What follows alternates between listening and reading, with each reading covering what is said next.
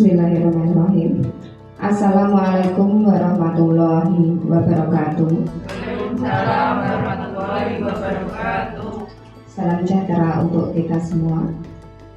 Yang saya hormati Bapak Ibu Guru SD Negeri Kecil Tuko.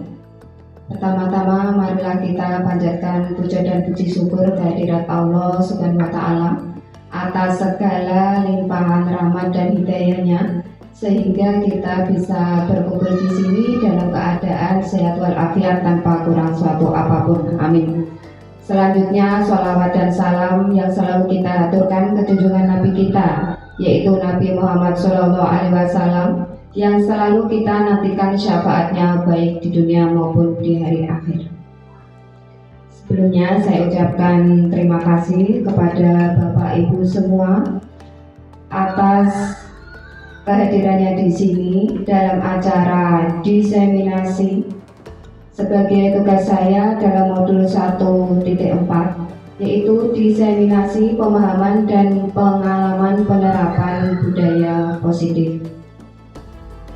Baik Bapak Ibu, agar pelaksanaan diseminasi ini bisa berjalan dengan lancar dari awal sampai akhir dan tujuan kita bisa tercapai, marilah kita berdoa bersama dulu. Berdoa dimulai.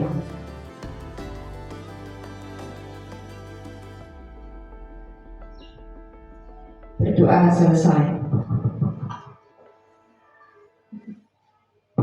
Baik, diseminasi pemahaman dan pengalaman penerapan budaya positif.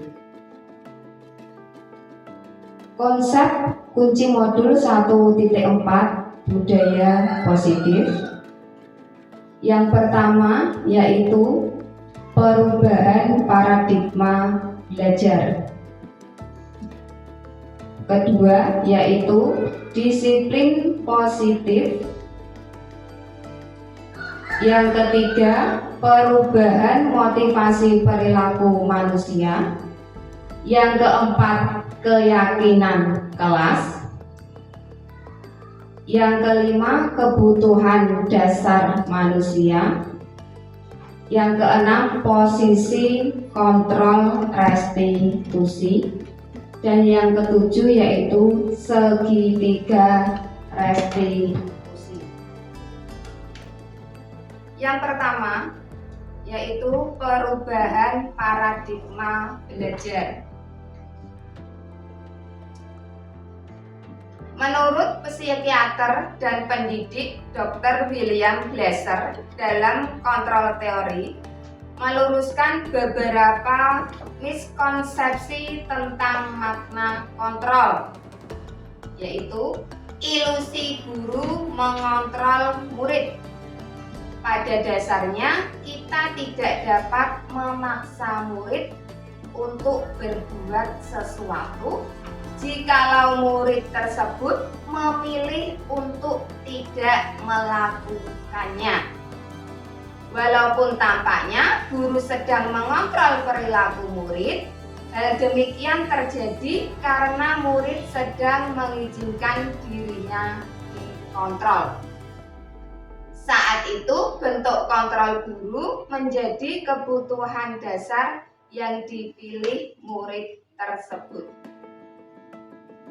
Ilusi berikutnya yaitu ilusi bahwa semua penguatan positif efektif dan bermanfaat, yaitu penguatan positif atau bujukan adalah bentuk-bentuk kontrol untuk mempengaruhi murid agar mengulangi suatu perilaku tertentu.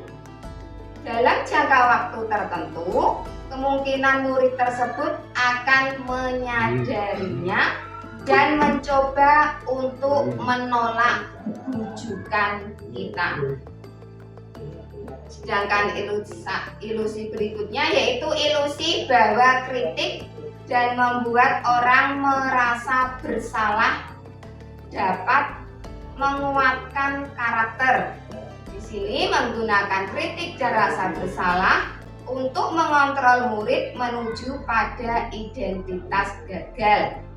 Mereka belajar untuk merasa buruk tentang diri mereka. Berikutnya, ilusi bahwa orang dewasa memiliki hak untuk memaksa. Banyak orang dewasa yang percaya bahwa mereka memiliki tanggung jawab untuk membuat murid-murid berbuat hal-hal tertentu. Apapun yang dilakukan dapat diterima selama ada sebuah kemajuan berdasarkan sebuah pengukuran kinerja. Pada saat itu pula, orang dewasa akan menyadari bahwa perilaku memaksa tidak akan efektif untuk jangka waktu panjang dan sebuah hubungan permusuhan akan terbentuk. Bagaimana seseorang bisa merubah dari paradigma stimulus respon kepada pendekatan teori kontrol? Yang pertama, stimulus respon. Kita mencoba mengubah orang agar berpandangan sama dengan kita. Perilaku buruk dilihat sebagai suatu kesalahan. Orang lain bisa mengontrol saya bisa mengontrol orang lain.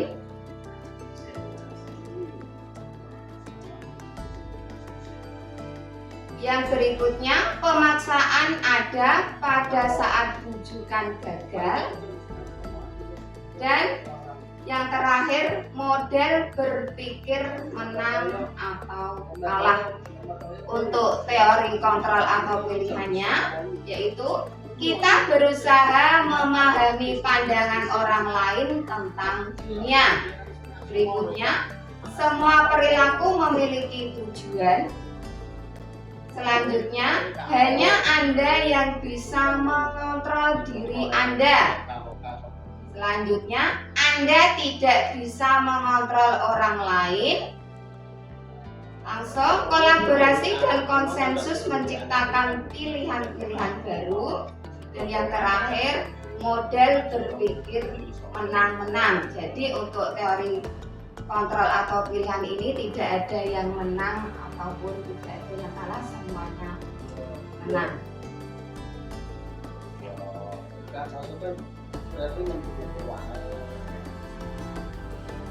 Yang kedua yaitu disiplin positif.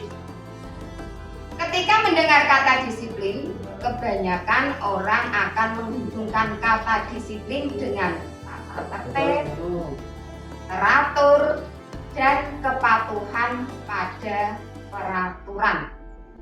Kata disiplin juga sering dihubungkan dengan hukuman, padahal itu sungguh berbeda. Karena belajar tentang disiplin positif tidak harus dengan memberi hukuman, justru itu adalah salah satu alternatif terakhir dan bila perlu tidak digunakan sama sekali. Jadi Bapak Ibu, untuk penerapan disiplin ini adalah bentuk hukuman, itu adalah alternatif terakhir yang kita gunakan, atau kalau bisa itu hukuman tidak dilakukan untuk penerapan disiplin kepada siswa.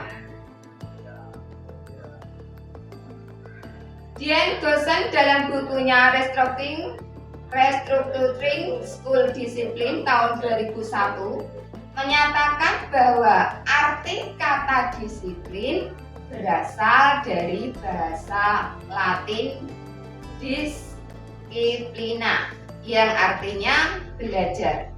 Kata disiplin juga berasal dari akar kata yang sama dengan disciple, murid atau pengikut. Untuk menjadi seorang murid atau pengikut, seseorang harus paham betul alasan mereka mengikuti suatu aliran atau ajaran tertentu. Sehingga motivasi yang terbangun adalah motivasi intrinsik, bukan ekstrinsik.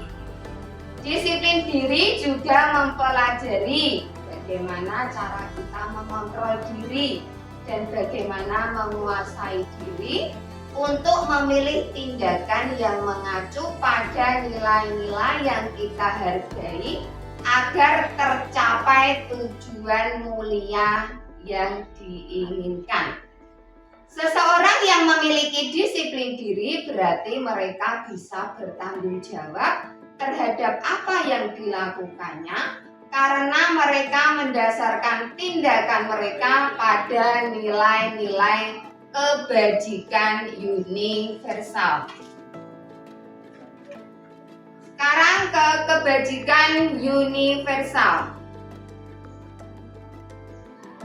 Kebajikan universal yaitu nilai-nilai kebajikan yang disepakati bersama, lepas dari suku bangsa, agama, bahasa, maupun latar belakangnya. Nilai-nilai ini merupakan payung besar dari sikap dan perilaku kita, atau nilai-nilai ini merupakan fondasi kita berperilaku. Nilai-nilai kebajikan yang ingin dicapai oleh setiap anak Indonesia kita kenal dengan profil pelajar Pancasila. Tentunya kita sudah tidak asing lagi dengan istilah profil pelajar Pancasila, yang mana di situ terdiri dari 6 elemen. Yang pertama yaitu beriman, bertakwa kepada Tuhan Yang Maha Esa, dan berakhlak mulia. Yang kedua, mandiri. Ketiga, bernalar kritis. Keempat, berkebinekaan global. Kelima, bergotong royong. Dan yang terakhir kreatif. Yang pertama, beriman, bertakwa kepada Tuhan Yang Maha Esa, dan berakhlak mulia. Diharapkan di sini peserta didik itu bisa berakhlak dan melaksanakan sesuatu sesuai dengan perintah Tuhan dan meninggalkan apa-apa yang dilarang oleh Tuhan. Berikutnya yang mandiri. Diharapkan di sini peserta didik mampu bertanggung jawab atas proses dan hasil dari belajarnya. Jadi mereka tidak tergantung kepada orang lain. Tadi elemen yang bernalar kritis. Diharapkan di sini peserta didik itu mampu atau bisa memproses informasi baik secara kualitatif maupun kuantitatif. Berikutnya yang elemen berkebinekaan global. Di sini diharapkan peserta didik itu mau berinteraksi dan menerima kebudayaan dari luar, namun tetap selektif, tetap menerima atau mempertahankan budaya luhur Indonesia. Dan yang kelima, bergotong royong. Diharapkan di sini peserta didik mau bekerja sama dan bergotong royong agar semua kegiatan-kegiatan yang dilakukan itu bisa berjalan dengan lancar, mudah, dan ringan. Dan elemen yang terakhir yaitu kreatif. Diharapkan di sini peserta didik mampu memodifikasi dan menciptakan hal-hal baru yang tentunya lebih bermakna dan bermanfaat. Yang ketiga yaitu tentang motivasi perilaku manusia. Menurut Dian Gosson ada 3 motivasi perilaku manusia.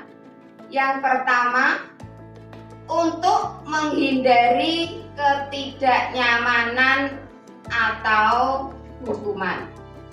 Nah, sekarang Bapak Bapak Ibu, coba dijawab. Kalau untuk menghindari ketidaknyamanan atau hukuman, apa yang akan terjadi apabila saya tidak melakukannya? Coba Bapak Ibu, ini termasuk motivasi eksternal atau internal? Menurut Bapak itu bagaimana? Bu Novi? Kalau menurut saya itu termasuk motivasi eksternal karena dia kalau melakukan sesuatu itu takut jika mendapatkan hukuman, jadi takut terjadi sesuatu. Kalau saya melakukan sesuatu nanti saya takut dihukum seperti itu. Ya, jadi menurut Bu Novi itu termasuk motivasi eksternal. Coba kita lihat. Ya, ini termasuk untuk menghindari ketidaknyamanan atau hukuman, itu termasuk motivasi eksternal. Sekarang yang kedua, untuk mendapatkan imbalan dari orang lain atau institusi. Apa yang akan saya dapatkan apabila saya melakukannya? Monggo, siapa? Ini termasuk eksternal atau internal? Oke. Pak Rianto? Ya Bu, itu kalau saya kira itu termasuk eksternal karena kita mau melakukan sesuatu itu karena ada sesuatu imbalan. Contohnya kita sebagai guru mau ikut diklat karena untuk mendapatkan nilai untuk memasukkan nilai itu, sertifikat itu untuk nilai RKH biar nilai kinerja kita dianggap bagus seperti itu.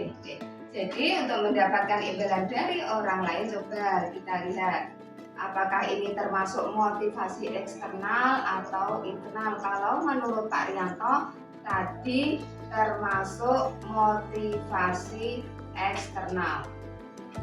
Ya, jadi untuk mendapatkan imbalan dari orang lain atau institusi ini termasuk motivasi eksternal.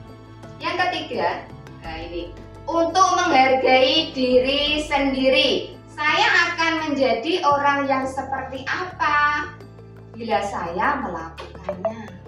Monggo, Mbak Nazil, ini termasuk motivasi apa Mbak Nazil? Kalau menurut saya itu termasuk motivasi internal. Motivasi internal. Karena terbentuk dari kesadaran diri sendiri, merasa dirinya belum mampu dalam suatu bidang, makanya mengikuti webinar atau workshop tertentu untuk mengembangkan bakatnya. Ya, terima kasih Bu Nazil. Kalau menurut Bu Nazil itu untuk menghargai diri sendiri. Mari kita lihat. Ya, ini termasuk motivasi internal seperti yang dikemukakan sama Bu Nazil tadi, ya. Untuk menghargai diri sendiri termasuk motivasi internal. Berikutnya, hukuman dan penghargaan merupakan disiplin dengan identitas gagal. Hukuman itu modenya paksaan. Langsung tiba-tiba, tidak diharapkan atau sangat melukai. Berikutnya, murid atau anak akan tersakiti. Selanjutnya, tidak nyaman untuk murid atau anak untuk jangka waktu panjang. Langsung sistemnya ini kalau hukuman tidak akan berjalan bila murid tidak takut. Misalnya ada siswa yang datang terlambat. Nah, dia itu gini, saya itu nanti kalau datang terlambat nanti saya dihukum, saya takut. Nah, itu menyebabkan siswa menjadi takut. Tapi bagaimana kalau kedatangannya itu tidak dihukum?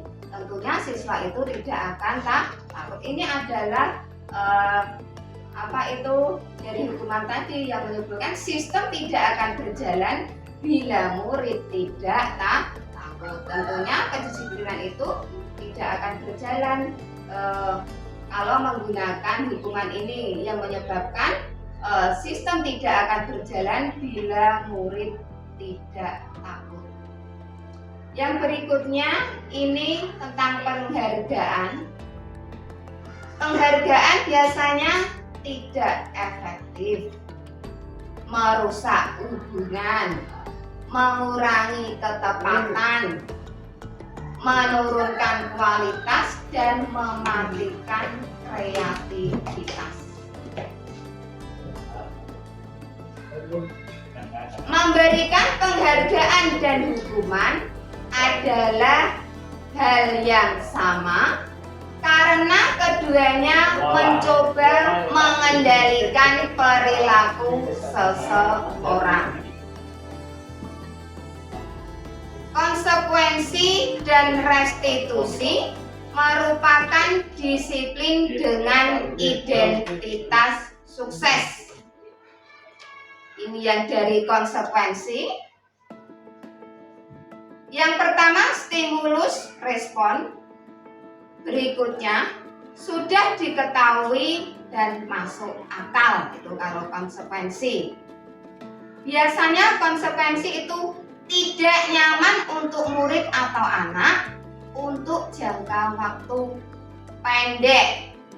Langsung biasanya kalau konsekuensi itu memerlukan monitoring dan supervisi terus-menerus dari guru.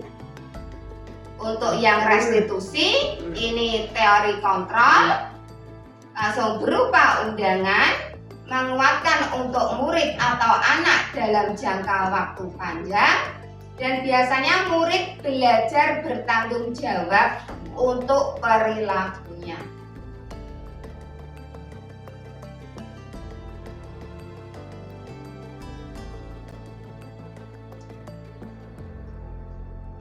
Itu restitusi. Restitusi adalah proses menciptakan kondisi bagi murid untuk memperbaiki kesalahan mereka sehingga mereka bisa kembali pada kelompok mereka dengan karakter yang lebih kuat seperti yang dikemukakan Bosen tahun 2004.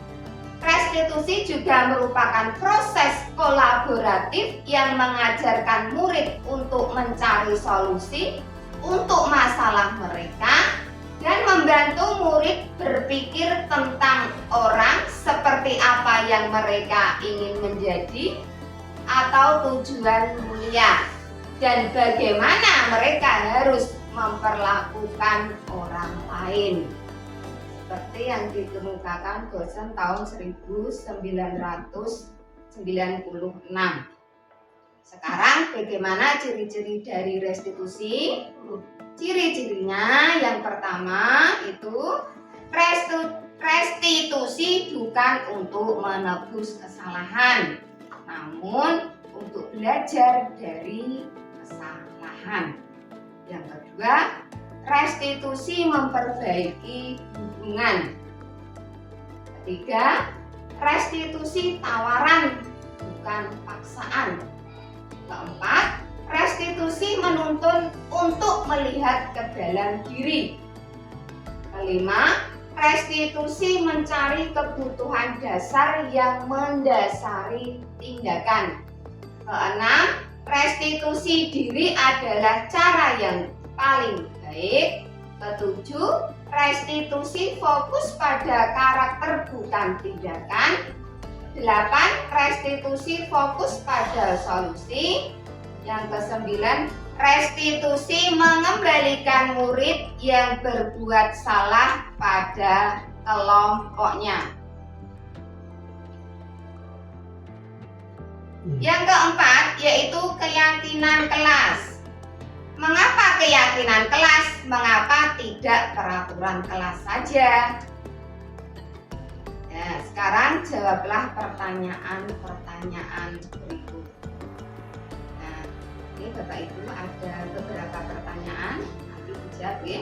Yang pertama, mengapa kita memiliki peraturan tentang penggunaan helm pada saat mengendarai kendaraan roda 2 atau motor? Siapa yang mau menjawab? Mengapa kita itu memiliki peraturan tentang penggunaan helm pada saat mengendarai kendaraan roda 2 atau motor? Ya, Bu Yeni. Mengapa Bu Yeni? Karena menurut saya karena ketika kita terjadi sesuatu, Oke. anggota badan kita tidak terluka. Ya, karena biar badan kita terlindungi nggih, tidak terluka. Sekarang coba kita lihat jawabannya. Ya, benar. Itu untuk keselamatan.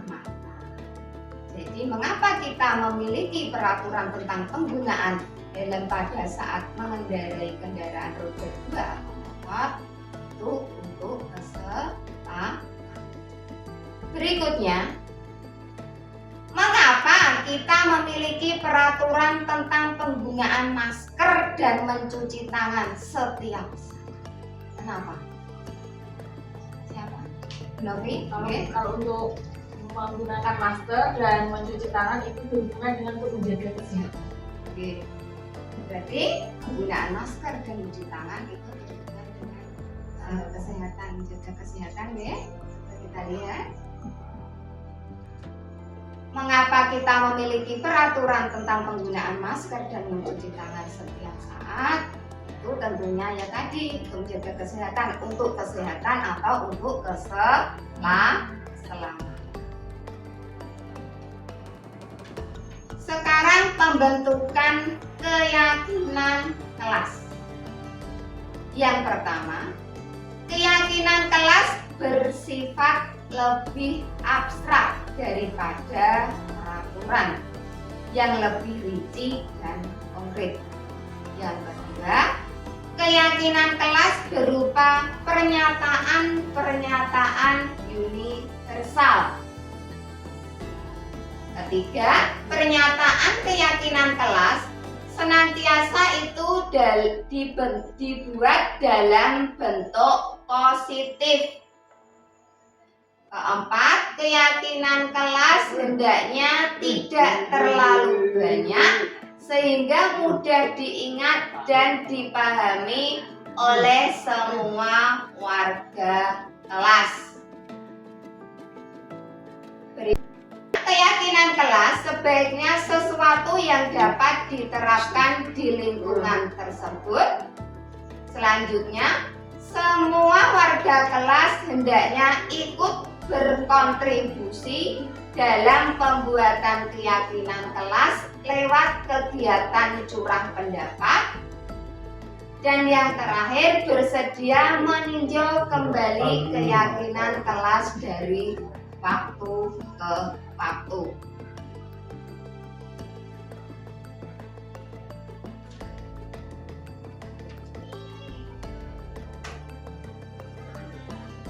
Yang berikutnya itu tentang peraturan.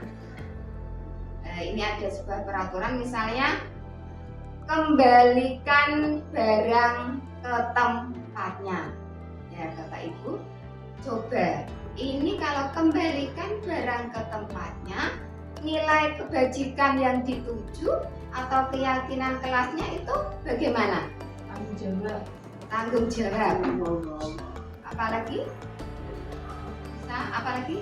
Tanggung jawab ya, kalau Bu Novi tadi. Coba kita lihat. Kalau kembalikan barang ke tempatnya, nilai kebajikan yang dituju, ya betul, itu adalah tanggung jawab.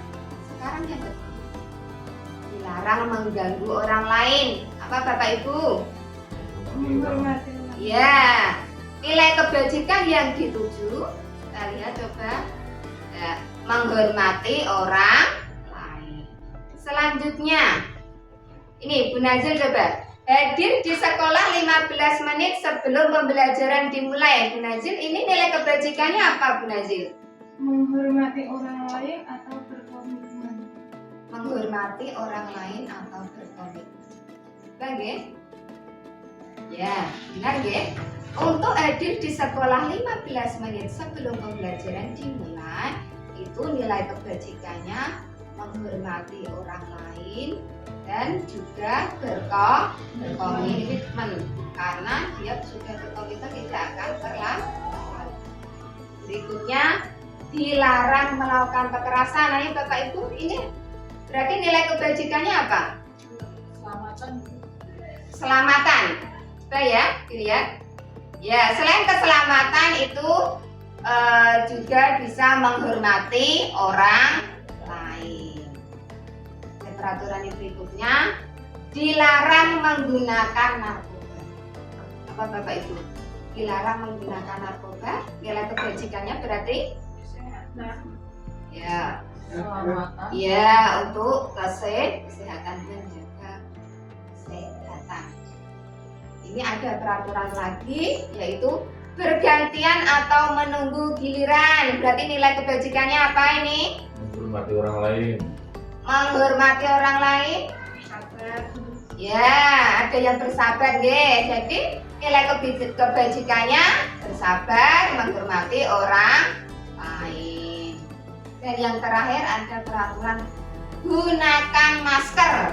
Nilai kebajikannya berarti Keselamatan, kesehatan. Keselamatan. ya untuk keselamatan, untuk kesehatan.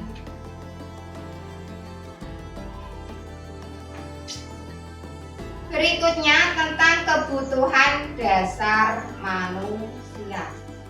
Jadi dalam hidup ini tentunya kita memiliki 5 kebutuhan dasar. Yang pertama yaitu kebutuhan bertahan hidup.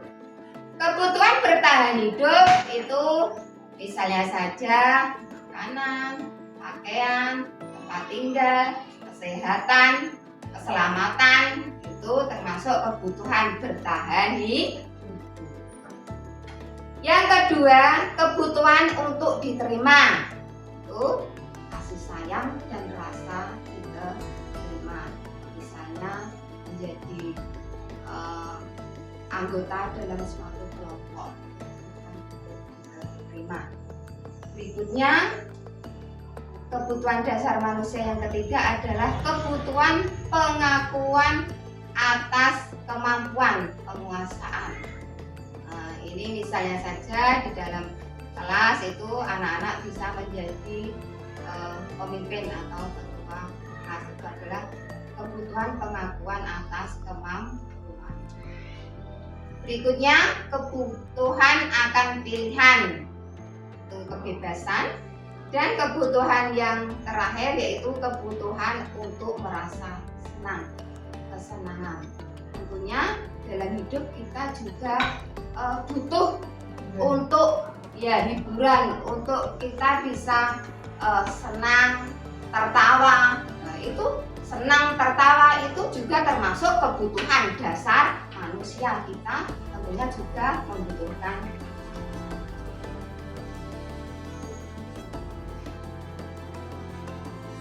Berikutnya kita akan posisi kontrol restitusi.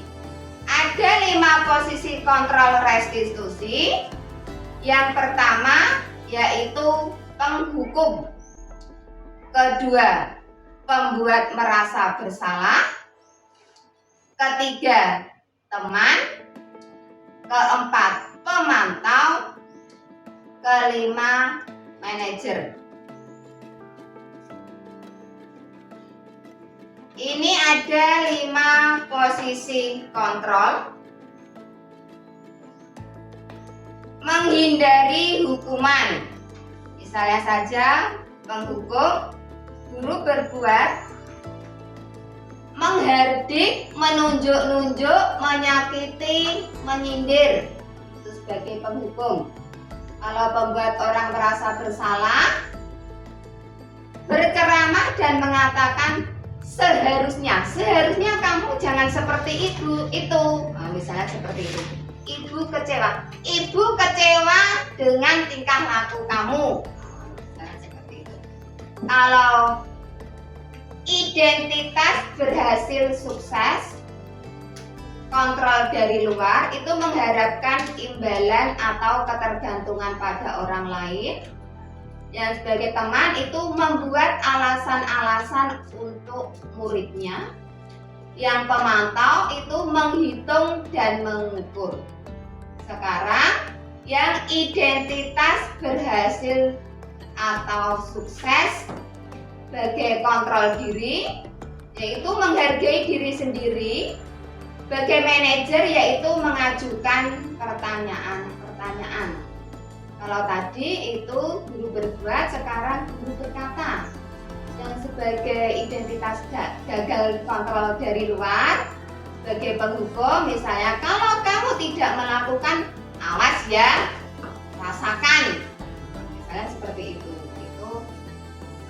Guru berkata seperti itu. Kalau yang membuat orang merasa bersalah, kamu seharusnya sudah tahu. Kamu sudah tahu, ibu lelah sekali mengatakannya, ibu stres. Nah, itu membuat orang merasa bersalah. Selanjutnya, untuk identitas berhasil atau sukses atau kontrol dari luar, yang sebagai teman, ayolah lakukan demi ibu. Nah, itu misalnya seperti itu. Masa kamu tidak mau? Ingat tidak, ibu pernah bantu. Kalau sebagai pemantaunya, misalnya apa peraturannya? Langsung untuk identitas berhasil atau sukses sebagai kontrol diri, yaitu guru berkata, apa yang kita yakini? Langsung, apa yang bisa kau kerjakan untuk memperbaiki masalah ini? Nah, itu sebagai manajer. Langsung hasilnya, sebagai penghukum, yaitu memberontak, menyalahkan orang lain, langsung berbohong. Itu hasilnya. Kalau membuat orang merasa bersalah, ada yang menyembunyikan, langsung ada yang menyangkal dan berbohong. Untuk identitas berhasil sukses atau kontrol dari luar, itu hasilnya dan sebagai teman itu ketergantungan. Untuk pemantaunya menyesuaikan diri bila diawasi. Selanjutnya, identitas berhasil atau sukses atau kontrol diri yang manajer itu menguatkan pribadi. Kaitannya dengan dunia berkualitas yang penghukum, yaitu murid meletakkan guru di luar dunia berkualitas. Yang membuat orang merasa bersalah, murid meletakkan guru di dalam dunia berkualitas. Kalau identitas berhasil sukses sebagai teman, yaitu murid meletakkan guru di sebagai orang sangat penting di dunia berkualitas. Sebagai pemantau, murid meletakkan guru, peraturan dan hukum di dunia berkualitas. Yang manajer, murid meletakkan dirinya sebagai individu yang positif dalam dunia berkualitas. Langsung, untuk identitas gagalnya atau kontrol dari luar, murid berkata, untuk penghukum itu, biarkan saja, nanti juga marah-marah lagi. Kalau membuat orang merasa bersalah, maafkan saya. Langsung identitas berhasil suksesnya atau kontrol dari luar sebagai teman, murid berkata itu, saya pikir bapak atau ibu teman saya, ternyata itu. Langsung yang pemantaunya, berapa banyak bintang yang harus saya peroleh, berapa halaman yang harus saya tulis.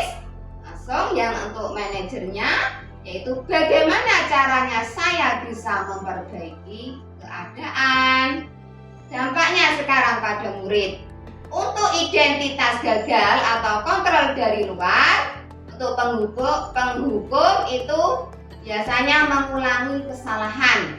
Kalau membuat orang merasa bersalah, biasanya merasa rendah diri. Selanjutnya yang identitas berhasil atau sukses, yang kontrol dari luar, itu yang temannya itu lemah, tidak mandiri dan tergantung. Kalau pemantau, menitik beratkan pada sanksi atau hadiah untuk dirinya. Sedangkan yang manajer, dampaknya pada murid itu mengevaluasi diri, bagaimana cara memperbaiki diri. Selanjutnya yaitu segitiga restitusi.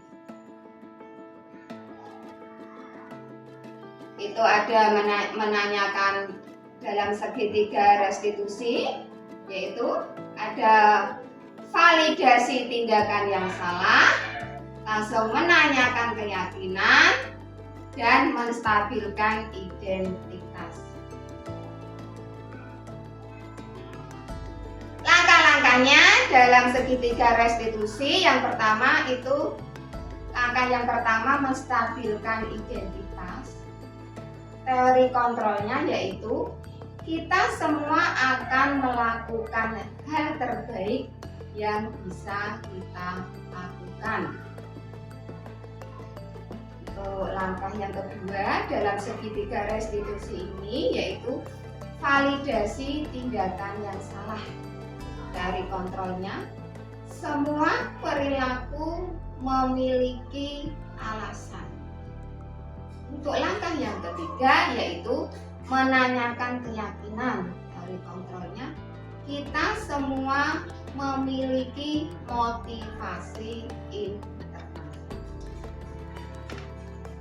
Berikutnya adalah menstabilkan identitas. Maka dalam segitiga restitusi tadi yang pertama yaitu menstabilkan identitas.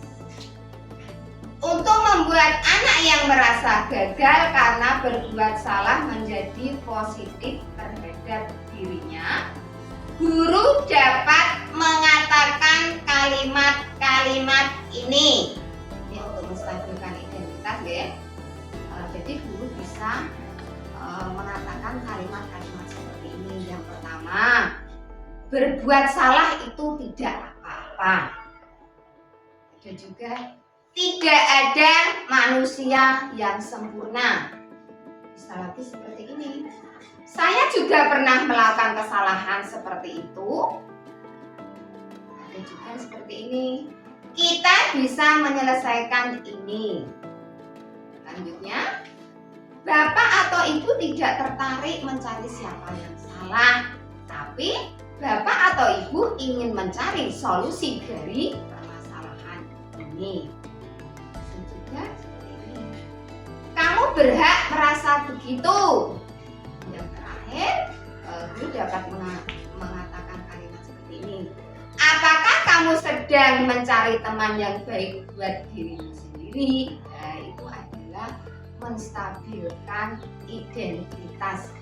Yang mana dalam menstabilkan identitas ini tentunya itu untuk membuat anak yang merasa gagal karena berbuat salah menjadi positif.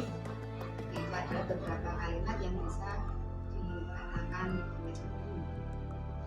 Langkah yang kedua dalam segitiga restitusi yaitu validasi tindakan yang salah.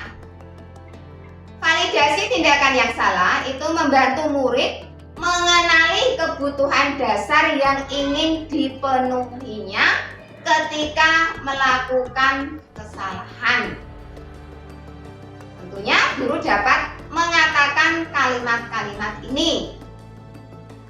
Yang pertama, padahal kamu bisa melakukan yang lebih buruk dari ini ya.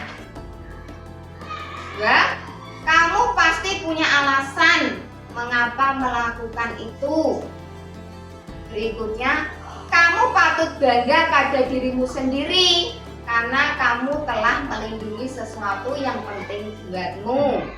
Dan yang terakhir, kamu boleh mempertahankan sikap itu, tapi kamu harus menambahkan sikap yang baru. Misalnya saja, ini saya beri contoh satu. Padahal kamu bisa melakukan yang lebih buruk dari ini ya. Misalnya ada dua anak yang sedang bertengkar. Misalnya saja ada Anggi dan Junya ya. Gurunya bisa berkata seperti ini. Saya menghargai tindakan kamu. Saya juga menghargai sikap kamu. Kamu tidak berbuat yang lebih buruk dari itu, misalnya saja memukul. Nah, itu adalah kalimat yang tadi yang pertama. Padahal kamu bisa melakukan yang lebih buruk dari ini ya. Untuk tahapan restitusi yang ketiga, yaitu menanyakan keyakinan.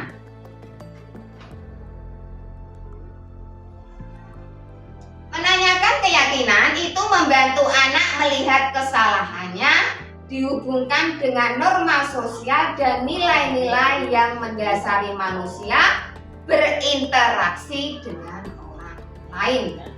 Guru dapat mengatakan kalimat-kalimat ini. Ini adalah beberapa kalimat yang bisa dikatakan guru untuk menanyakan keyakinan. Pertama, apa nilai yang kita percaya di kelas atau sekolah kita? Yang kedua, nilai-nilai universal apa yang telah kita sepakati? Berikutnya, kelas yang ideal itu seperti apa? Yang keempat, kamu ingin jadi anak seperti apa? Berikutnya, apa yang kamu rasakan? Dan yang terakhir, ketika kamu melakukan itu, kamu menjadi orang yang seperti apa? Nah, itu adalah tahapan-tahapan dari segitiga restitusi. Jadi Bapak Ibu, jika misalnya di sekolah kita menangani suatu masalah, misalnya ada seorang yang sedang bertengkar, atau yang satunya itu menangis, si A menangis, jadi kita tidak serta-merta menghardik si B itu bersalah. Kita telusuri dulu penyebabnya itu apa, alasannya si B itu tadi marah kenapa, kok sampai marah-marah itu kenapa. Kita cari dulu penyebabnya apa, alasannya apa, kita gali agar anak tersebut mau mengakui kesalahannya dan tentunya bisa memperbaiki sikapnya untuk bisa menjadi lebih baik. Kita harus melakukannya dengan beberapa tahap melalui suatu proses, tidak langsung serta-merta menghardik anak tersebut. Baik Bapak Ibu, itu tadi diseminasi saya mengenai budaya positif. Ada yang kurang jelas Bapak Ibu tentang diseminasi budaya positif ini? Baik Bapak Ibu, di sini ada sebuah video mengenai keyakinan kelas, di mana keyakinan kelas ini tentunya suatu kesepakatan yang telah dibuat antara siswa dengan guru untuk menjadikan kegiatan pembelajaran bisa berjalan dengan lancar. Mari Bapak Ibu kita saksikan video ini mengenai keyakinan kelas yang dilaksanakan di kelas 3.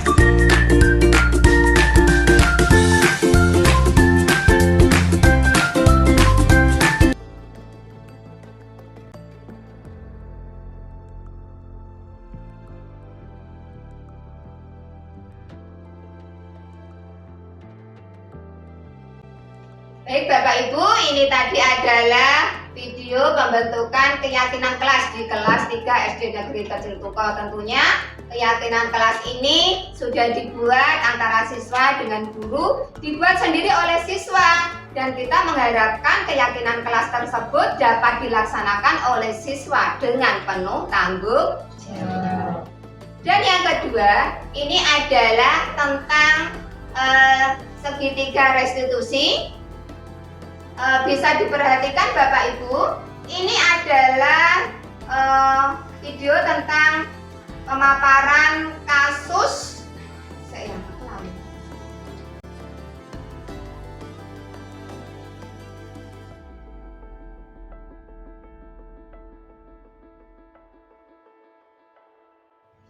Baik Bapak Ibu, untuk selanjutnya kita saksikan video segitiga restitusi.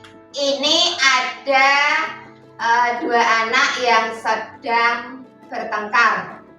Ini antara Juna dengan Anggun, nggih. Bisa jenengan lihat bahwa mereka itu sedang bertengkar. Anggun marah-marah sampai Juna nangis.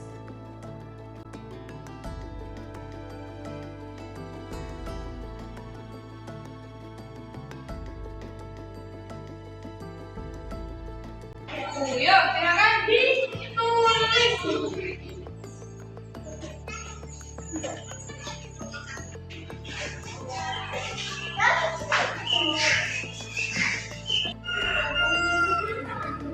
Mungkin senangannya mau tak duduk, tak perlu cari dewe. Ada bom sudah jangan terdengar. Sudah besok nggak boleh diulangi lagi lo ya. Anggun, tadi Bu Helena mendapat informasi dari Ibu Nazir ketika pelajaran agama kamu bertengkar dengan Juna. Marah-marah ya sampai Juna menangis. Iya Bu, soalnya saya kesal sama Juna. Kenapa kamu kesal? Juna mengambil buku tugas saya tanpa meminta izin untuk dicontek. Tugas yang sudah saya kerjakan Bu, dan tidak hanya tugas Bu, tapi juga PR. Juna selalu begitu. Oh begitu, pantas saja kamu kesal. Kalau itu menjadi kamu, pastilah itu juga akan kesal dan marah. Lalu apa yang terjadi tadi ketika kamu merasa kesal pada Juna? Coba ceritakan. Saya marah-marah pada Juna dengan suara keras dan tidak sengaja membanting tempat pensil Juna di meja Bu sampai Juna menangis. Oh seperti itu, pasti kamu melakukan hal tersebut ada alasannya kan? Iya Bu, karena saya sudah bersungguh-sungguh dan bersusah payah mengerjakan tugas tersebut.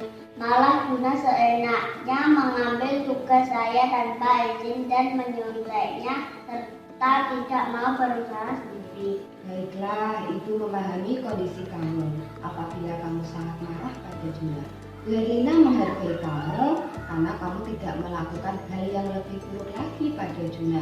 Contohnya memukul. Coba sekarang kita renungkan bersama. Apakah sikap Anggun pada Juna dengan marah-marah dan membanting tempat pensil Juna itu sudah sesuai dengan keyakinan kelas kita? Tidak Bu. Menurut Anggun, dengan tadi bersikap seperti itu, keyakinan kelas apa yang sudah dilanggar? Menghargai dan menghormati teman Bu. Ya, benar. Menurut Anggun, menghargai dan menghormati teman penting tidak? Penting Bu. Baik, kalau menurut Anggun itu penting, maka keyakinan apa yang akan Anggun lakukan ketika sedang marah? Saya harus lebih bersabar Bu. Apa Anggun bersedia memperbaiki masalah ini? Saya akan meminta maaf kepada Juna dan lebih bersabar juga menahan amarah saya, serta saya akan memberitahu Juna untuk tidak seperti itulah dengan baik-baik Bu. Juga saya akan melaporkan ke Bu Helena saja apabila ada teman yang mengambil buku tugas saya tanpa izin untuk menyontek. Baik, Ibu juga setuju dengan tindakan Anggun. Tetap semangat ya. Terima kasih sudah mau bercerita pada Ibu. Anggun, boleh kembali ke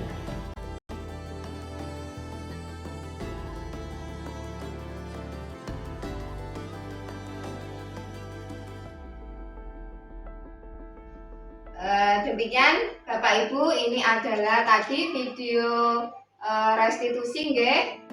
Kita bisa memecahkan masalah dari beberapa tahapan restitusi yang tentunya bisa berguna bagi peserta didik maupun guru tersebut.